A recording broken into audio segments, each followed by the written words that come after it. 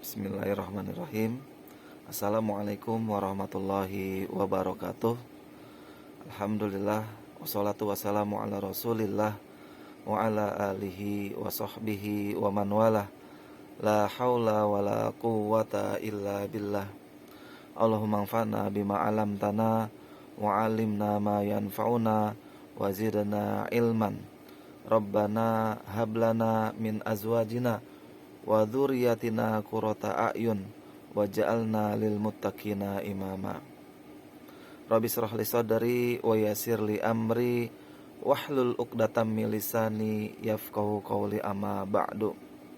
Alhamdulillah, bersyukur kepada Allah Subhanahu wa taala, di mana Allah Subhanahu wa taala senantiasa melimpahkan karunia, rahmatnya, taufiknya, hidayahnya, dan yang paling besar adalah keimanan, keislaman, dan juga sehat walafiat kepada diri kita semua.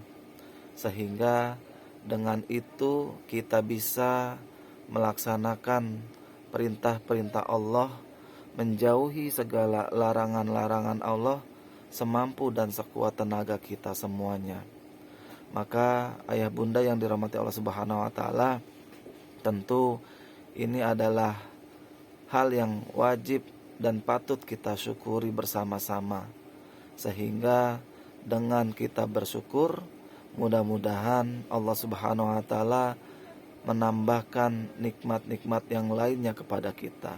Karena hakikatnya ketika seseorang hamba bersyukur kepada Allah atas pemberian dari Allah, maka syukur tersebut menjaga nikmat-nikmat yang ada dan juga menarik nikmat-nikmat yang belum ada pada dirinya. Dan kita juga ketahui bahwa konsekuensi ketika kita ingkar terhadap nikmat dari Allah Subhanahu wa taala, inna adzabi lasyadid. Ya, jadi kalau kita kufur, Allah menggunakan kalimat azab. Tapi kalau kita syukur, la azidannakum, maka Allah akan tambah. Maka ayah bunda yang dirahmati Allah Subhanahu wa taala, kita bersyukur kita masih memiliki iman di dalam hati kita. Kita bersyukur kita masih diberikan banyak nikmat oleh Allah Subhanahu wa taala, dan kita pun bersyukur kita memiliki keluarga. Maka dari itu, yuk sama-sama kita terus bersyukur kepada Allah agar kiranya Allah menambahkan nikmat yang lainnya kepada diri kita dan juga menjaga nikmat yang ada pada diri kita. Salawat serta salam tak lupa kita haturkan kepada qudwah hasanah kita, suri tauladan sepanjang hayat kita, contoh terbaik dunia akhirat kita, baginda besar Nabi kita Muhammad sallallahu alaihi wasallam, beserta para keluarganya, para sahabatnya, juga para pengikutnya yang tetap setia dan istiqomah di jalannya. Semoga termasuk kita di dalamnya yang tetap memperjuangkan sekuat tenaga apa yang Allah dan Rasulullah perintahkan untuk kita, dan juga menjauhi segala larangan dari Allah dan Rasul kepada kita semuanya hingga akhir hayat hidup kita. Dan tentunya harapan besar bagi kita, semoga kita mendapatkan syafaatul uzma di yaumil hisab kelak. Amin ya rabbal alamin. Ayah bunda yang dirahmati Allah Subhanahu wa taala, kita seringkali merindukan dan juga mengatakan ketika kita memiliki keluarga dan ketika kita tinggal di dalam rumah, maka kita senantiasa mengatakan baiti jannati, rumahku surgaku. Dan perlu kita ingat bahwa inilah yang harus kita hadirkan di dalam rumah tangga kita. Bukan hanya sekedar rumah yang besar, bukan hanya sekedar fasilitas yang lengkap atau mewah, bukan hanya sekedar aksesoris yang begitu banyak di dalamnya. Tetapi jauh daripada itu, mari kita berpikir ulang berapa banyak orang-orang yang rumahnya besar, berapa banyak orang-orang yang fasilitasnya lengkap dan mewah sekalipun, tetapi tidak ada ketenangan di dalam rumah tangganya.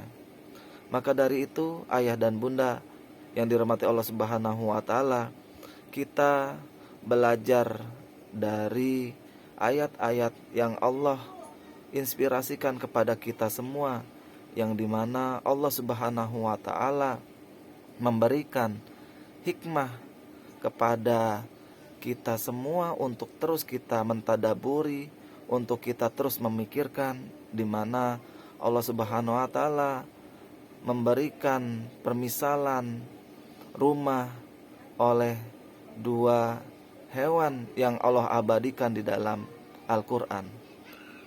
Dua hewan tersebut adalah laba-laba dan juga lebah, di mana kita mengetahui di dalam Al-Qur'an ada sebuah nama surat, Al-Ankabut namanya, ya, atau kita kenal laba-laba, dan juga An-Nahl, atau yang kita ketahui adalah lebah.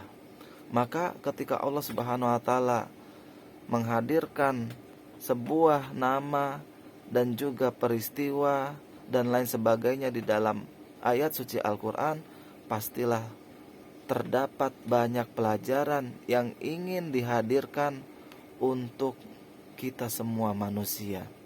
Maka dari itu, ayah dan bunda, mari kita mentadaburi, mari kita belajar dari permisalan, dan juga kita mengambil inspirasi dari kedua hewan yang Allah abadikan di dalam Al-Qur'an untuk kita mengambil pelajaran yang banyak.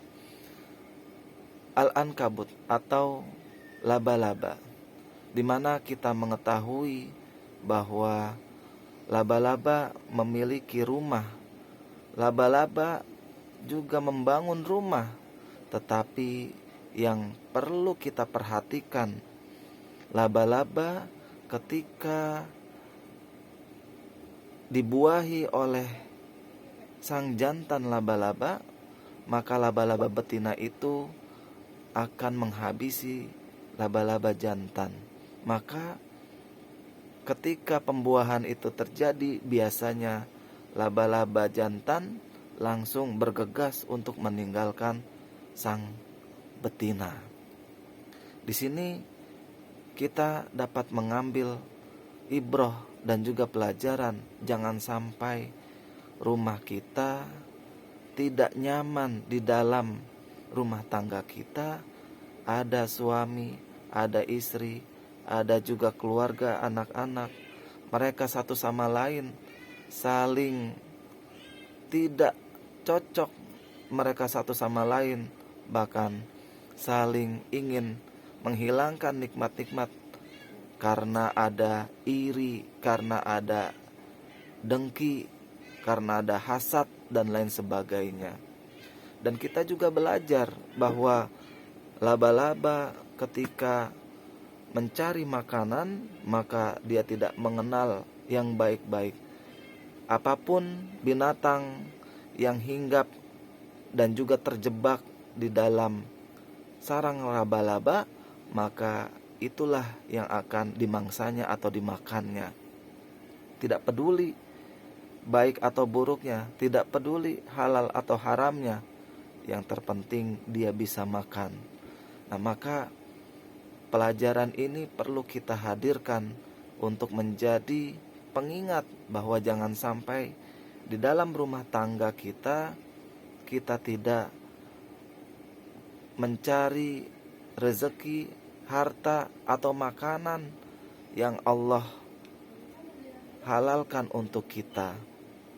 Kita malah mencari hal-hal yang haram. Kita malah terbiasa apapun. Kita tidak tahu apakah ini baik atau buruk.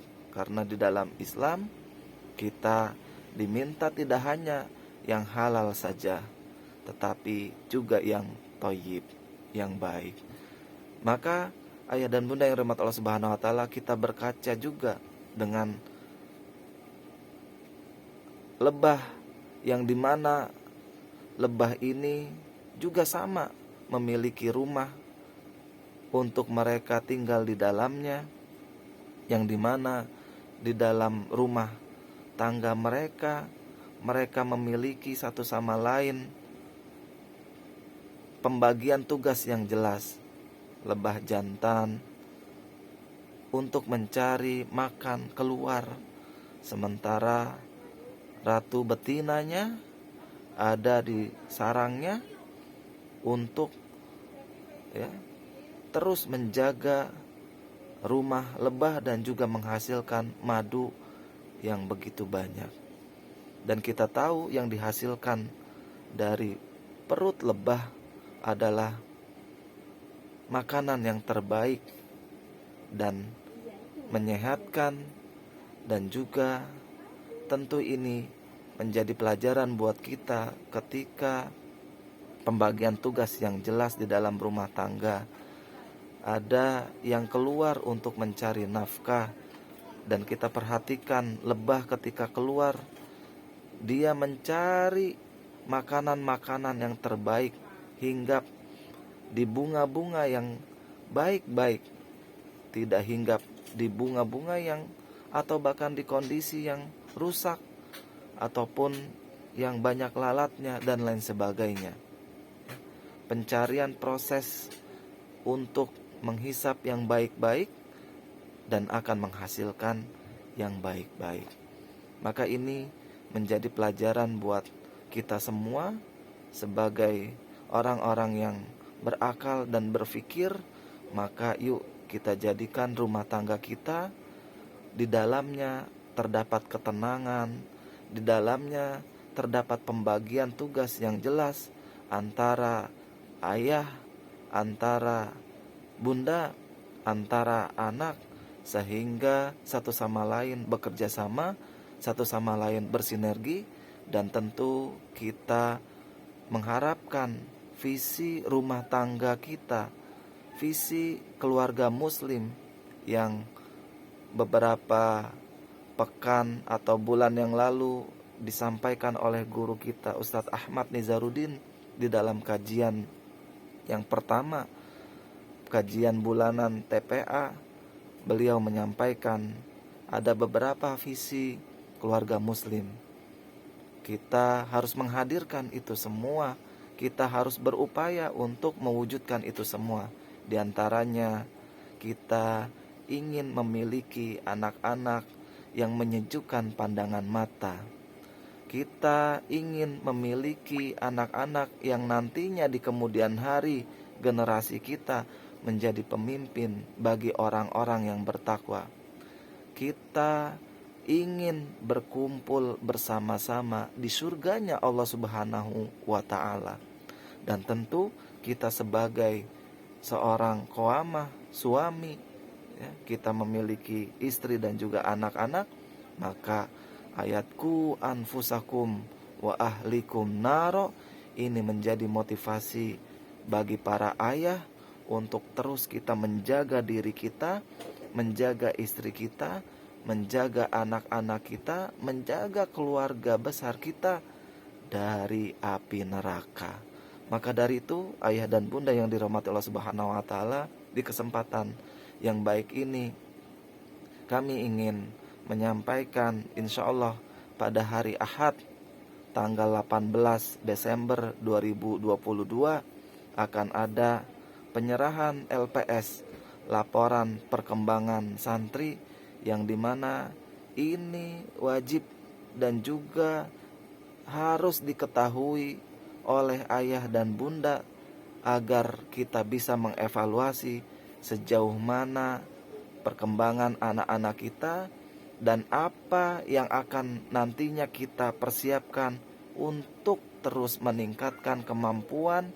Dan juga kita berharap agar dari sinergi antara ayah dan bunda bersama dengan guru-guru yang ada di TPA ini menjadikan anak-anak kita sebagai anak-anak yang solih, anak-anak yang solihah, anak-anak yang qurrata a'yun, anak-anak yang dia menghafal Al-Quran, anak-anak yang dia senantiasa belajar Al-Quran, anak-anak yang senantiasa mengamalkan isi-isi Al-Quran, dan di kemudian hari menjadi pemimpin bagi orang-orang yang bertakwa. Maka dari itu, jangan sampai dilewatkan, disiapkan waktunya agar ayah dan bunda bisa mendengarkan langsung perkembangan dari guru-guru yang mengajar anak-anak kita semua. Dan juga yang berikutnya, kami ingin menyampaikan permohonan maaf yang sebesar-besarnya apabila di satu semester ini belum maksimal. Semoga di semester yang berikutnya kita akan maksimalkan kembali peran kita semua, tugas dan tanggung jawab kita semua, dan tentu memaksimalkan ini tidak hanya dari para guru-gurunya saja, tetapi kita juga meminta agar ayah dan bunda pun memaksimalkan peran orang tua, karena kita mengetahui Dr. Khalid Ahmad Asyantut membagi terkait dengan persentase besar yang mempengaruhi anak, di mana peran dari orang tua persentasenya adalah 60%, peran dari guru atau lembaga atau sekolah itu persentasenya 20%, dan peran dari lingkungan 20%. Maka peran rumah yang 60% ini mari kita maksimalkan, dan peran lembaga yang 20% ini juga kita akan tingkatkan dan kita maksimalkan. Semoga sinergi ini Allah ridhoi, semoga sinergi ini Allah mudahkan, dan semoga kita bisa berkumpul bersama-sama di surganya Allah Subhanahu wa Ta'ala. Dan untuk memaksimalkan sinergi ini, insya Allah di semester berikutnya kita akan juga memaksimalkan untuk memberikan ilmu-ilmu yang bermanfaat kepada orang tua dalam membimbing, mendidik, dan membersamai anak-anak untuk memberikan teladan yang baik, untuk memberikan pengajaran yang baik, tentunya di rumah masing-masing. Maka insya Allah kami akan laksanakan kajian bulanan orang tua TPA Telaga Imani, yang dimana lagi-lagi disiapkan waktunya, diprioritaskan agar kita semua dapat mengambil banyak manfaat ilmu yang ada di dalam kajian tersebut, dan kita bisa mengimplementasikan untuk diri kita dan juga untuk keluarga kita. Ayah bunda yang dirahmati Allah Subhanahu wa Ta'ala, demikian yang bisa saya sampaikan. Mudah-mudahan banyak manfaat, dan juga mudah-mudahan Allah ridhoi ikhtiar kita membersamai, mendidik, dan juga membimbing generasi. Jazakumullahu khairan kasiron walafan minkum, wa sallallahu nabiyuna Muhammadin sallallahu alaihi wasallam. Barakallahu fikum jami'an. Wassalamualaikum warahmatullahi wabarakatuh.